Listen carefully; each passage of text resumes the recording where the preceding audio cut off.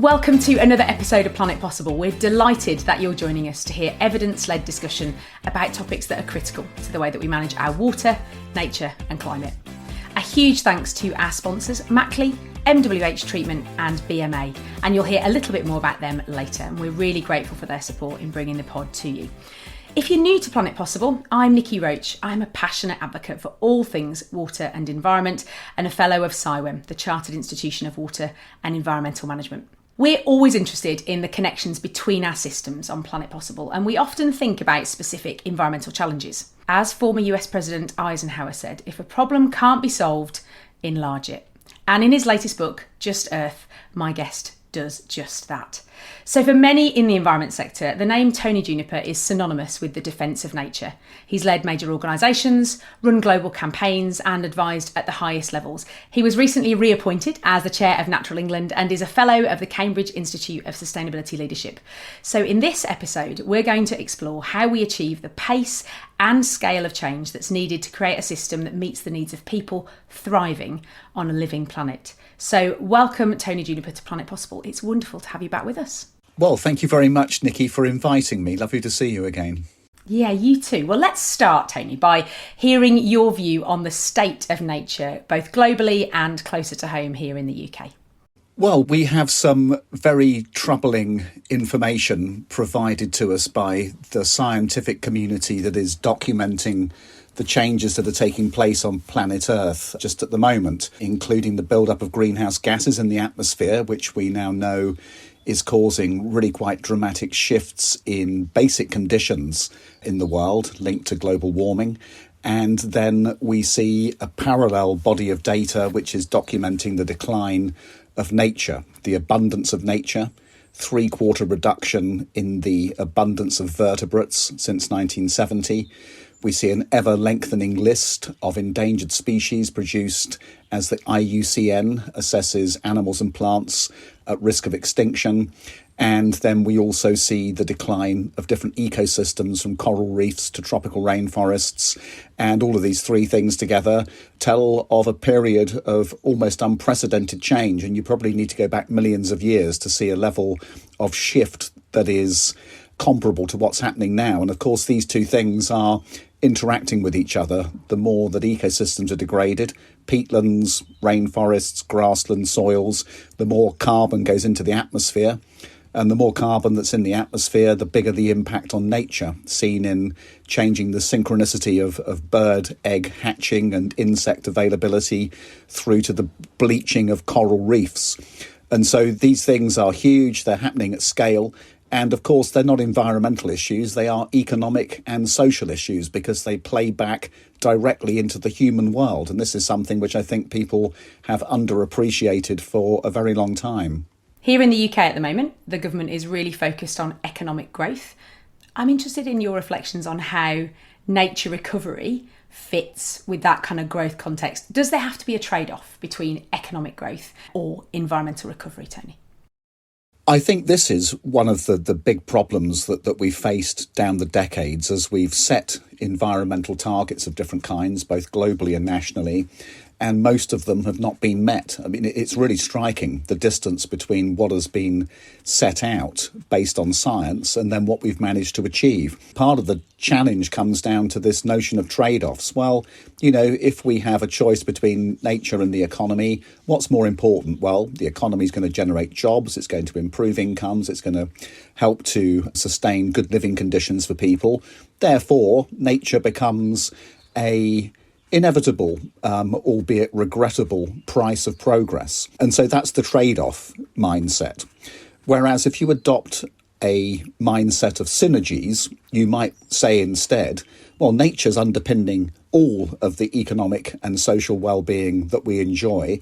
Therefore, should we restore nature as part of our economic development ambition? And the answer to that is yes, of course we must, because that's what the science tells us, that if we restore nature, we can build a more resilient and sustainable economy into the future that's going to be better for people. And so this is quite a fundamental difference between how we look at things now compared to how we might be looking at things if we're going to solve these environmental problems, and seeing nature as a prerequisite and an enabler of economic development and growth is the difference, I think, that we now need to reflect into policies and the way in which we conduct ourselves. And this is then saying that no, nature and economic growth are not incompatible, but we're going to need to take a different approach about synergies rather than trade-offs if we're going to be able to achieve outcomes that are, for example, leading to more houses being built at the same time as making sure there are more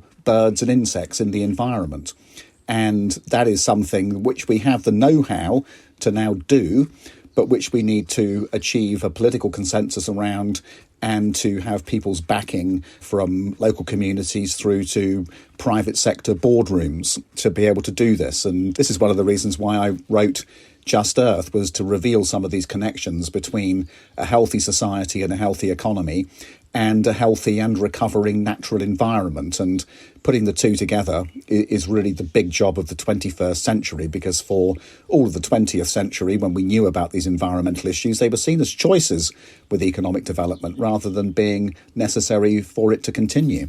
I'm really interested to talk to you about inequality. One of the things that really struck me was the stat that you shared that in 2020, the sort of 2,000 billionaires in the world controlled more wealth between them than the poorest 4.6 billion people, so more than half the global population.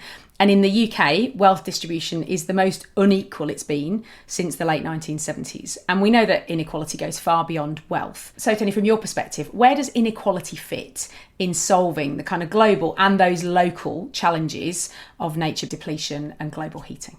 This is the theme of the entire book, really, and it touches quite a lot of related issues. But the point being that social inequalities of different kinds, wealth, gender, race, intergenerational, these differences between those who enjoy particular privilege and those who suffer the consequence.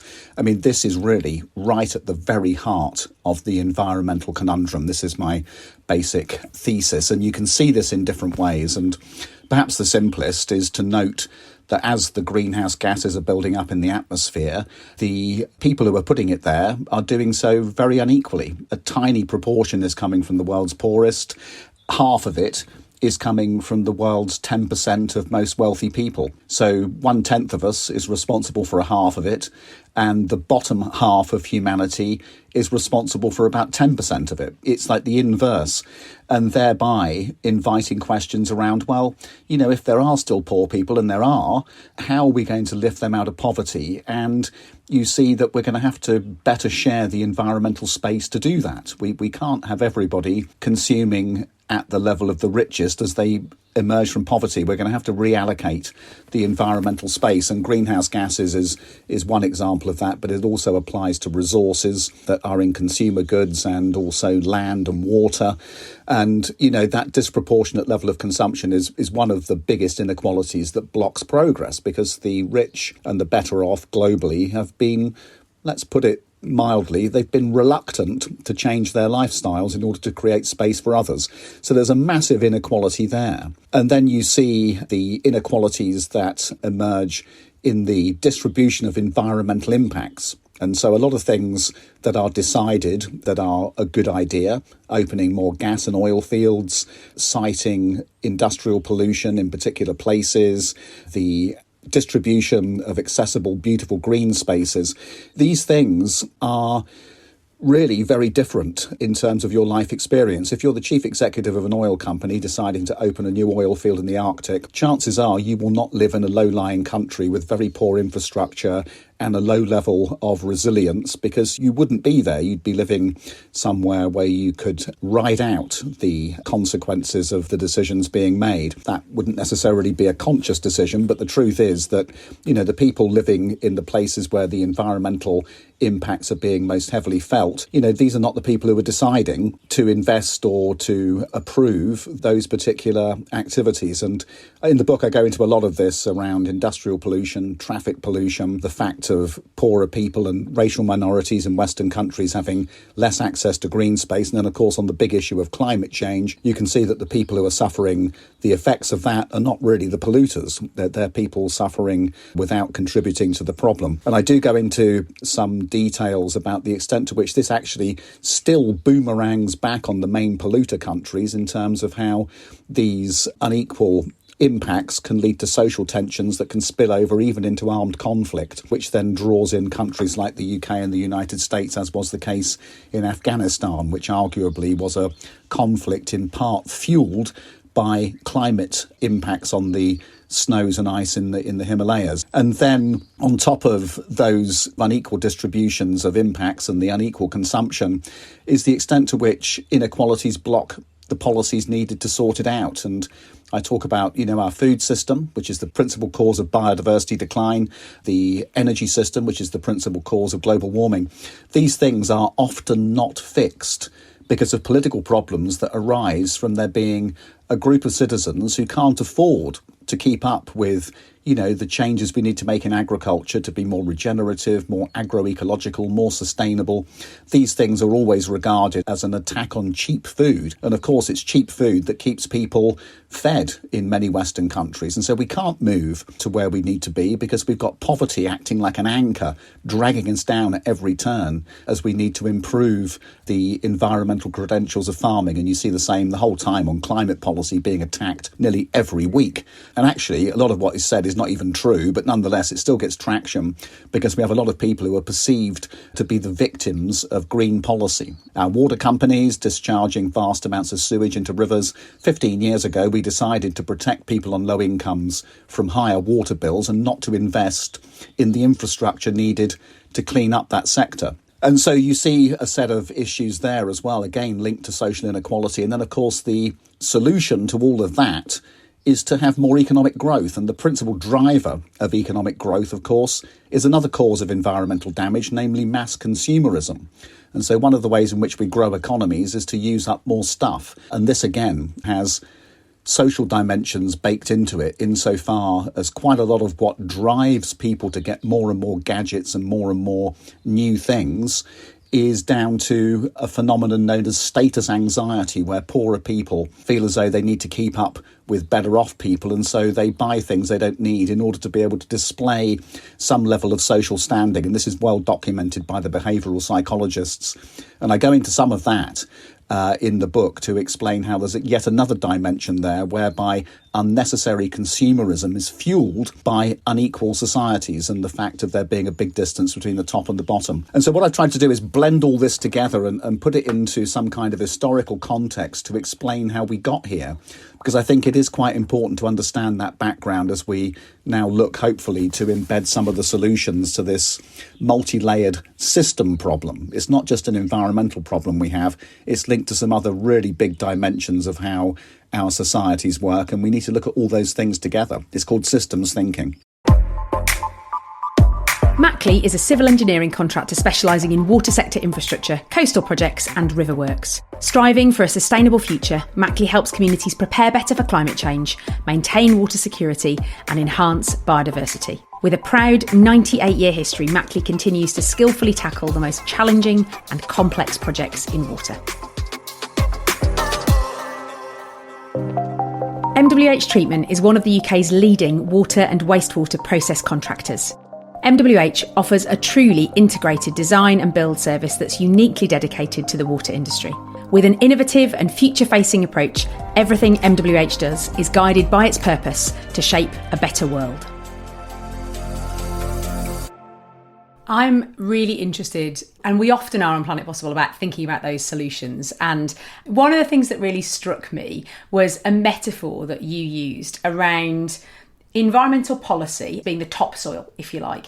And actually, they might tell compelling stories about what's needed, but they're often quite ineffectual in achieving the sort of pace and scale of change that we need. And really, it's the layers below that topsoil. I love a good geology metaphor. Those layers and then the bedrock that really we need to change in order to create a healthy planet that's thriving. So talk to me a little bit, Tony, about what those layers are and what action we need to take within those layers to move towards the kind of thriving planet that you've started to talk about.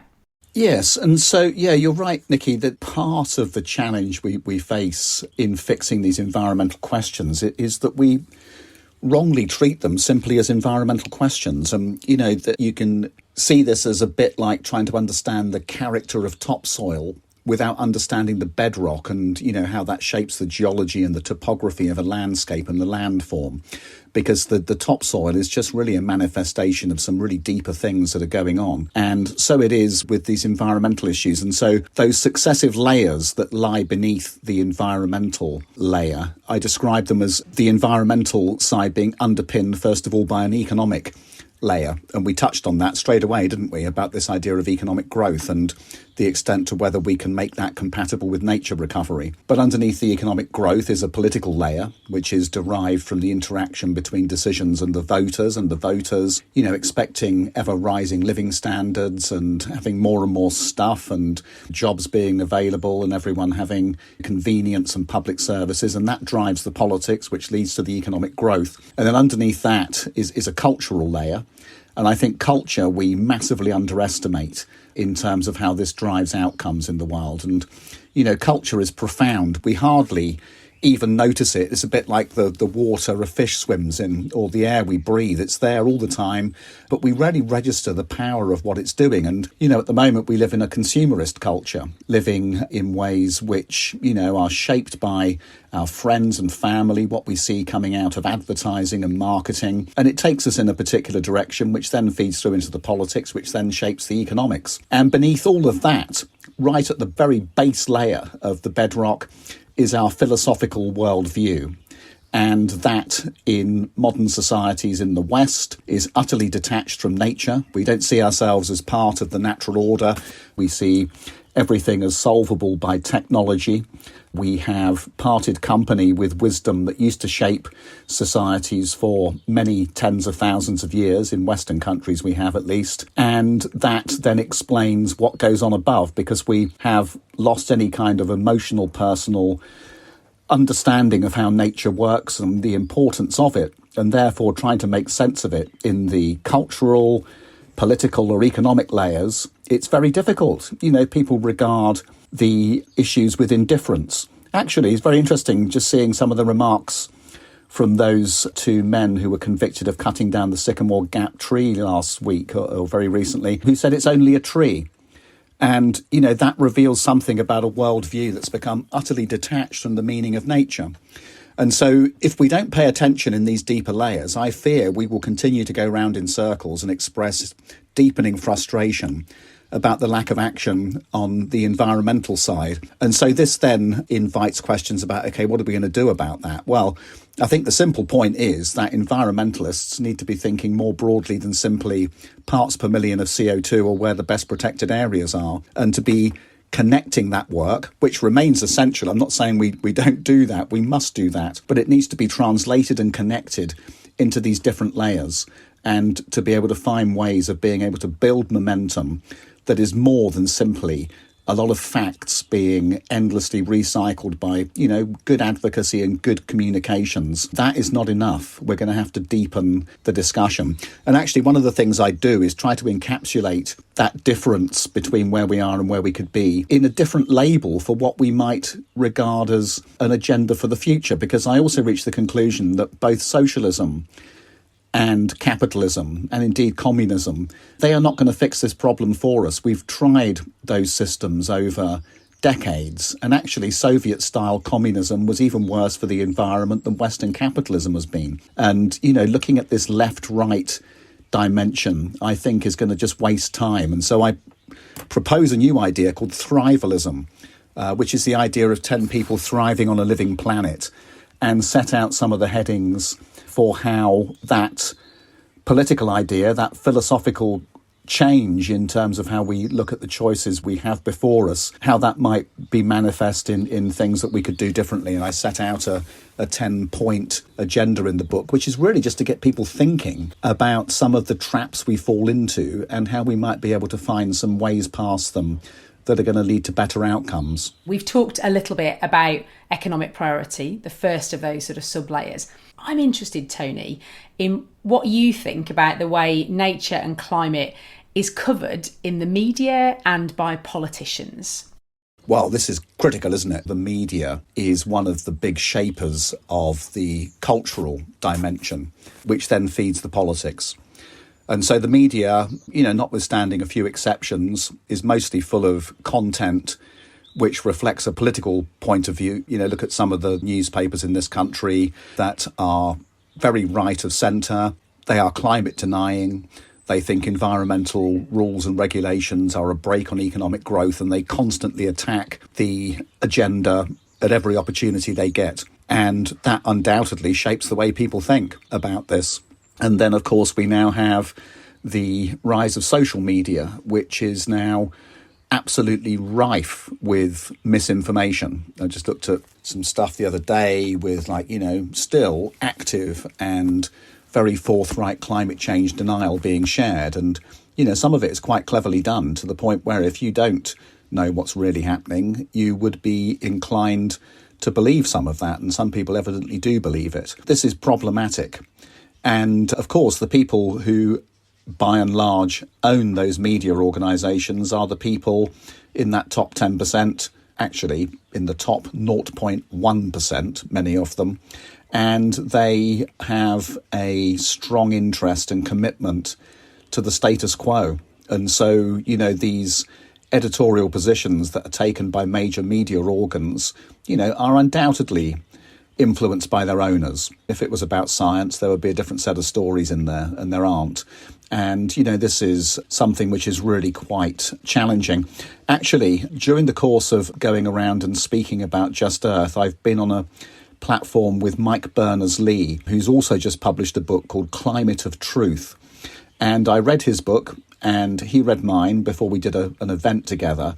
And actually, we've written a pretty similar book, but he starts from the premise of truth. I start from the premise of equality, or fairness, actually, more accurately. And he goes into quite a lot of detail about this problem that we're now discussing around sources of information, what's reliable, what's biased, the editorial choices to choose this story rather than that story, to ignore some really important stories about the future of the planet's biosphere. And he basically says that we should all be very careful about the information sources that we use, and to simply avoid those which are known to not be telling the truth. And he says the same about politicians as well, that we just need to be very cautious and very alert to when we're being misled, and to just register that fact and to avoid those sources or those representatives when they come to office, because they can't be relied upon. He's picked up on this theme in that book in really quite a thorough way, and I very much agree with him. This is a real difficulty,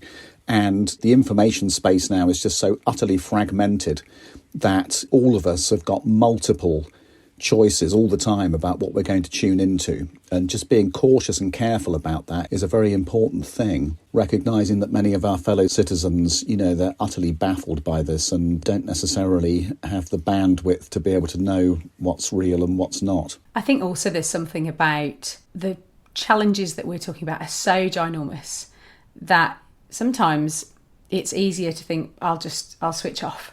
I'll find a version of the truth that is more convenient, that is easier, that's more palatable, that's less frightening, that I feel like I can control. I think there's something about the language that we choose to use, and as people working as professionals in this space, recognising that we're the geeks and that's absolutely fine, but not everybody else is going to speak our language. So actually, how do we make it really accessible and remove some of that inertia? We touched on politics. And I'm mindful that you are the chair of Natural England, so there's only so much that I can ask you to express a view on. But if I can draw you a little, what's your view, certainly in the UK context, around how nature and growth are being managed together? Because it felt like there was certainly a manifesto that was quite strongly focused on the environment. And I wonder whether you're seeing that following through into delivery in the current government. Yeah, so there's versions of the political discussion. Sometimes you see what you might call a both-and approach, which is certainly the one that, at Natural England we would say the science backs, which is to say that we need to restore nature at the same time as we do economic growth. And then sometimes you get glimpses of another story which says that nature's getting in the way of growth, thereby we need to protect nature less. It's only at moments when actual decisions are made that you can see which is the real story that's being progressed. And at the moment, for example, we have the Planning and Infrastructure Bill going through Parliament, and that is predicated on the idea that we do both and. So we restore and protect the environment at the same time as we achieve development goals. And, you know, that's something I would personally say is the right thing. And at Natural England, we support that approach. I mean, this is then subject to parliamentary process and scrutiny and the details being thrashed out. That's still going on. It is to be hoped that Parliament will come through at the end of this, recognising the basic truth of how the world works, and that, you know, we can't have economic growth without looking after nature and indeed improving nature. And what we've said at Natural England in our new strategy, we've entitled it Recovering Nature for Growth, Health and Security, is how we've expressed the work that we're doing. And we've always done this, but we've made it more explicit in terms of recovering nature being vital for economic goals, for public health goals, and also for security in terms of food and water security, and also climate security and our ability to adapt to changes that are coming and which we're already beginning to see. And so, you know, we've tried very hard to locate the work we're doing on behalf of the country as a public body to be aligning with the government's objectives. But in order for that to be successful, you know, society does need to move beyond these very binary frames of reference, which are deliberately inserted by the media at times. You know, do we have jobs or do we have low carbon? Do we have food security or do we have nature? Do we have low bills or do we have environmental regulation? I mean, all of this stuff is posing choices which are oversimplistic to the point of being distractions, and the extent to which we will be able to recognise this more joined up agenda, I think really is going to be down to the quality of the discussion, which takes us back into questions of media and politics, really. BMA is a next-gen AI decision intelligence software company. Their cloud-based platform, Decisio, redefines how water and energy companies approach their infrastructure planning to make better, faster and more connected critical decisions, simultaneously achieving net zero, resilience and financial sustainability. So we've talked a little bit about the need to change. I'm interested from your perspective, Tony, on where the momentum to drive that change comes from. Now, this is good. A good question. Thank you. Whenever you kind of get into discussions about fairness and equality, very often it becomes an attack on the kind of elite and on the wealthy. And in the book, I don't do that, but invite those with privilege and wealth and position to see the establishment of a fairer world as very much in their interest. Because it's the people with influence and money and power who've got the most influence and the ability to change things most quickly. I mean, it's obvious, isn't it? It's why we finished up in the place we're in. But can we encourage those people who enjoy that kind of power and influence to use it to create a fairer society, to solve these environmental problems in a way that will make life better for them, not just for people who presently are struggling or are excluded or feeling disrespected or left behind, because that is going to cause problems for everybody. I came up with the analogy the other day about people sitting in first class on a jumbo jet. When you get engine failure, you're going down with economy class. And this is comparable to what's now happening with our planet's life support system and the social stresses and pressures that are coming as part and parcel of that, including armed conflict. And so if you have wealth, if you have power, if you have influence, if you have access to shaping public opinion, my call in the book is to be using all of that to be creating the more equal and sustainable society that's going to be good for your children as well as everybody else's children, and indeed probably in your own lifetime, depending on how old you are. That's one of the big messages in the book, is to invite people who've got the means to change things to be using their abilities to do that now before it's too late. Here on Planet Possible, in previous episodes, we have enjoyed conversations about Te Mana o Te Wai in Aotearoa, putting the health of the river first and giving nature a voice. Closer to home, we heard from the first Future Generations Commissioner for the Welsh Government. You know, the Future Generations Act, ensuring multi-generational decision-making, came into legislation. How do we bring more wisdom into our decision-making in the Western world, where arguably I think we've probably become quite short-term? Well, one area where I particularly focus is on the benefits and opportunities to bring forward the voices of Indigenous societies more. This maybe applies less in this country, but certainly across the tropics, and actually in North America and parts of Asia, Siberia.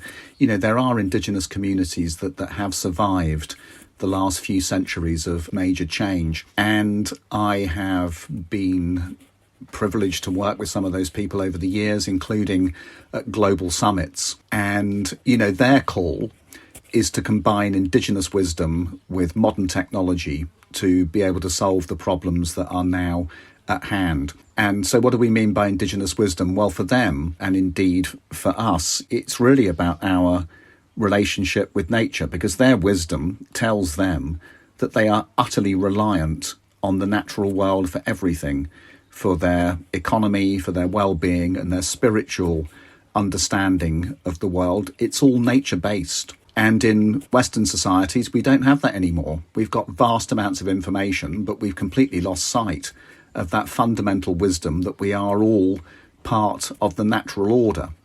So can we bring that wisdom to combine with our modern godlike technological capabilities to be able to solve the problems that we have? And I go into some conversations with Indigenous leaders towards the end of the book to understand what they think that could look like. And effectively, what they were all offering from different perspectives is partnership in being able to solve what they can see now are existential challenges for humankind. These are people who live close to nature. They can see what's going on more clearly than anybody going to an air-conditioned supermarket in their car and buying their food in a plastic bag. We're utterly divorced from what's happening. These people are living on the front lines of global heating and nature decline, and they can see that we're heading into a period of extreme danger, and they are offering partnership in being able to solve these problems. And so they work at the global level in the United Nations treaty processes. Some of them work in the political systems in Ecuador, in Canada, in New Zealand, for example, where they can get some voice through politics. Others are doing practical work on the ground.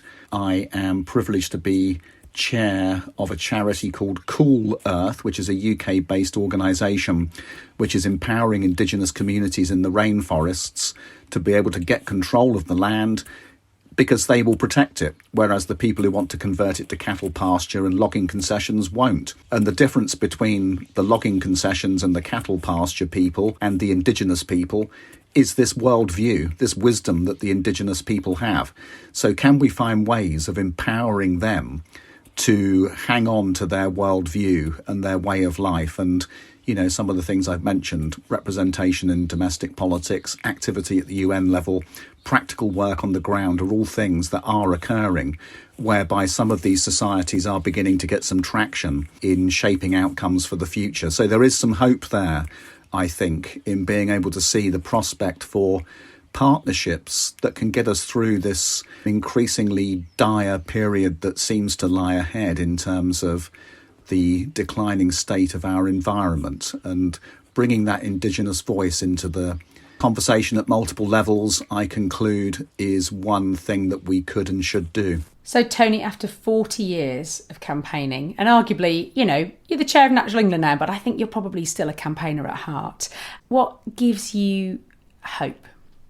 Well, there are glimpses of hope everywhere all the time, but I think the thing that we have to do is to see the difference between likely good outcomes and the possibility of good outcomes, rather the likelihood and the possibility. And, we really need to be focusing in those areas where we can see hope and where we can make most progress. And can we come up with some new economic ideas? Can we empower Indigenous peoples?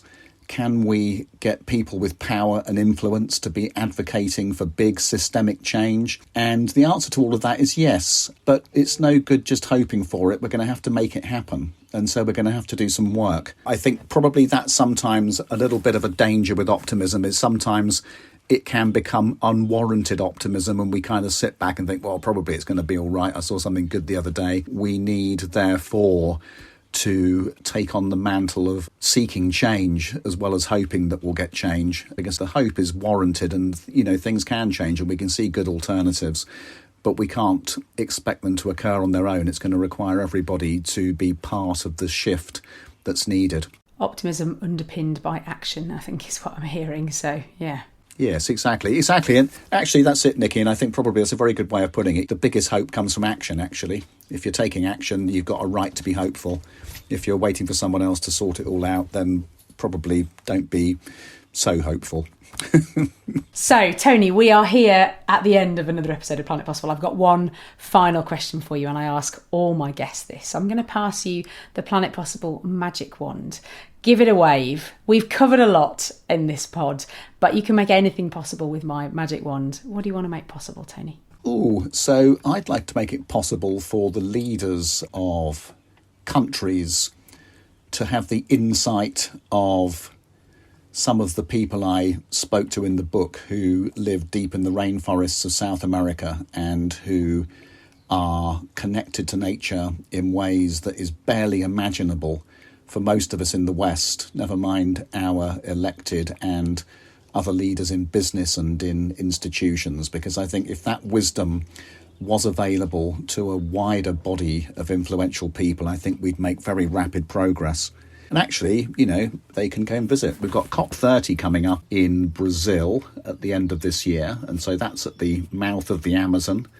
I wonder if some of the leaders might take the opportunity to go upriver and go and meet some of the people still living close to the way in which our Earth works. It's the power of a geography field trip encapsulated, isn't it, really? Exactly. That would be quite a field trip, wouldn't it, for some of the prime ministers and presidents to go on? Actually, I wonder if anyone's organising that. So maybe one of the listeners to Planet Possible will know somebody who can help make that happen. And a very hopeful and action-filled note to end on. Tony, it's been a joy speaking to you. As ever, time has flown by. Here we are at the end of another episode of Planet Possible. So thank you for joining us. I hope you found the conversation insightful and that it's given you something to think about in your world. I'll pop a link to Tony's book, Just Earth, in the show notes. And if you want to be the first to hear about new episodes, you'll also see a link there to subscribe to our newsletter. And if you don't already, then subscribe to Planet Possible on your podcast app and we will magically appear in your feed. We've got more fantastic guests and topics lined up for the rest of the year, so I hope you'll join us for those too. And all that leaves me to say is a huge thank you to my superb guest, Tony Juniper CBE, our sponsors, Mackley, MWH Treatment and BMA. So thank you so much for joining us, Tony. My absolute pleasure, Niki. Brilliant. Thank you so much for the conversation. That's it, everyone. Stay curious, stay connected, and we'll see you next time.